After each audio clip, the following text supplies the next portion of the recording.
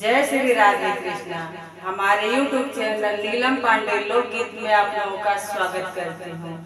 आज मैं बहुत पुराना तर्ज में आप लोगों को सुनाने जा रही हूँ। जो हम लोग गोवर्धन पूजते थे तो हमारी माँ ये गाती थी। आज मैं वही गाना अपने बच्चों के नाम पे गा रही हूँ। आप लोगों को कैसा लगेगा कमेंट करके आप लोग जरूर बताइएगा। जय श्री राधे कृष्णा। उठहु ना उठहु गोधन बाबा हो, तुहरे सुतले भइल छठो मास। उठहु ना उठहु गोधन बाबा हो, तुहरे सुतले भइल छठो मास। तुहरे बिनु बारी न बियहली हो, बियहली गमने न जाए। तुहरे बिनु बारी न बियहली हो, बियहली गमने न जाए।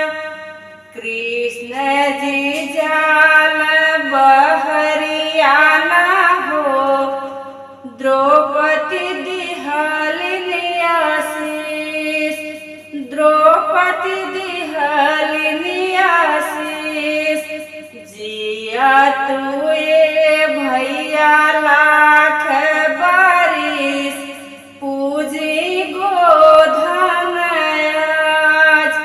पूजी गोधन आज। उठहु ना उठहु गोधन बाबा हो, तुहरे सुतले भइल छठो मास। तुहरे बिनु बारी न बियहली हो, बियहली गवने न जाए। बाढ़े तुहरे भैया माछे के पगड़िया, भौजी के बाढ़ सोहाग।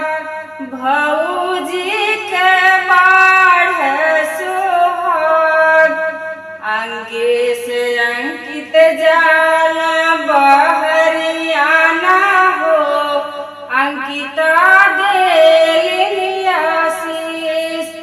अंकिता देलिनी आशीष। जिया तुए भैया लाख बारिश, पूजी गोधन आज। जिया तुए भैया लाख बारिश, पूजी गोधन आज। उठहु ना उठहु गोधन बाबा हो, तुहरे सुतले भइल छठो मास। तुहरे बिनु बारी न बियहली हो, बियहली गवने न जाए। बियहली गवने न जाए। शिवांश आयुष जाल बहरियाना हो, आयुषी दिहलिनी आशीष। आयुषी दिहलिनी आशीष। जिया तुए भैया लाख बारिश, पूजी गोधन आज। पूजी गोधन आज।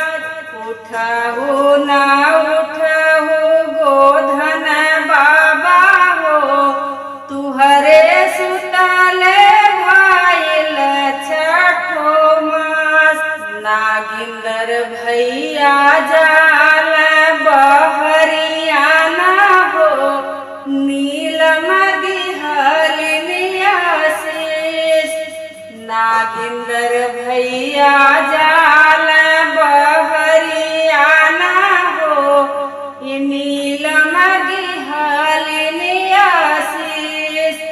जिया तुए भैया लाख